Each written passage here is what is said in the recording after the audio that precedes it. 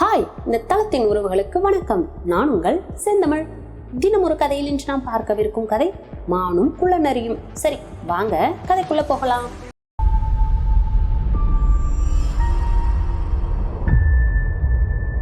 இந்த கதையில ஒரு அடர்ந்த காட்டுல மானும் குள்ளநரியும் நெருங்கிய நண்பர்களா இருக்குதுங்க.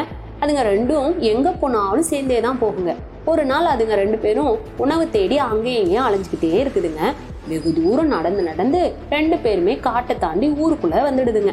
அப்போ அங்க அழகிய பசுமையான வயல்களை கண்டு சந்தோஷம் அடையுதுங்க. அந்த வயல்ல நிறைய நண்டுகளும் இருக்குது. அப்போ அந்த குள்ளநரி மான் கிட்ட சொல்லுது, நண்பா, நீ போயிட்டு புல்மேய ஆரம்பி, நான் நண்டுகளை பிடிக்க போறேன் அப்படின்னு சொல்லிட்டு ரெண்டு பேரும் தனித்தனியா போறாங்க. அந்த குள்ளநரி நண்டுகளை பிடிக்க ஆரம்பிக்குது. இந்த மானும் அங்க புல்மேய தொடங்குது. மான் நடந்து சிறிது தூரம் புல் மேய்ஞ்சிக்கிட்டே போகுது.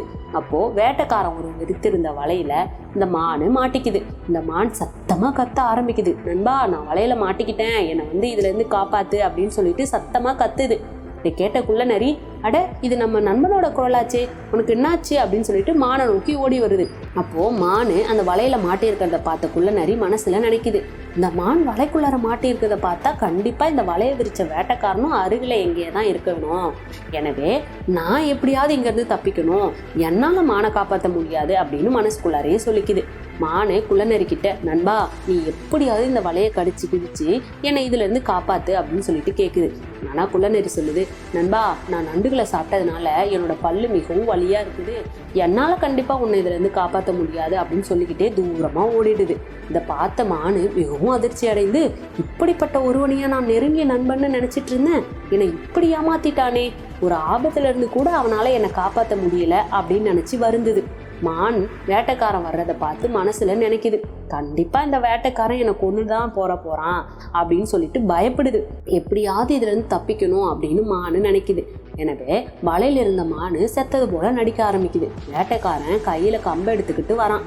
அருகில வந்து பார்த்த போது மான் கிடப்பதை பார்த்து அவன் நினைக்கிறான், இந்த மான் செத்துடுச்சு போல, அதனால இனி இதை கொல்ல வேண்டிய அவசியம் இல்லை அப்படின்னு சொல்லி கையில இருந்த தடியை கீழேயும் போட்டுடுறான். தடியை போட்டுட்டு வலையை எடுத்தான். வலையை எடுத்த உடனே மான் அங்கிருந்து தப்பிச்சு ஓடிடுது. இது எல்லாத்தையும் குள்ளநரி மரத்தோட பின்னால மறைஞ்சிருந்து பார்த்துக்கிட்டே தான் இருக்கு. மானு குள்ளநரி இருந்த திசை நோக்கி ஓட ஆரம்பிக்குது. இந்த வேட்டைக்காரனும் மானை பின்னால விரட்டிக்கிட்டே ஓடி வரான். சிறிது தூரம் ஓடியதும் வேட்டைக்காரன் கையில இருந்த தடியை இந்த மானை நோக்கி வீசுறான். ஆனா குள்ளநரி திடீர்னு அங்கிருந்து தப்பிக்க முயற்சித்த போது அந்த தடி நரி மேல பட்டு குள்ளநரி கீழே விழுந்துடுது. உடனே வேட்டைக்காரன் வந்து அந்த குள்ளநரியை கைத்த கட்டி கொண்டு போயிடறான். மானு அங்கிருந்து தப்பிச்சு உயிர் பிடிக்குது. நீதி, யாரையும் எளிதாக நம்பி பழக வேண்டாம். சரி, கதை பிடிச்சதுன்னா லைக் பண்ணுங்க, ஷேர் பண்ணுங்க. கதை குறித்த உங்களுடைய கருத்துக்களை பின்னோட்டங்கள்ல பதிவிடுங்க. நாளை வேறொரு கதையுடன் சந்திப்போம். அதுவரை விடைபெறுவது உங்கள் செந்தமிழ். நன்றி.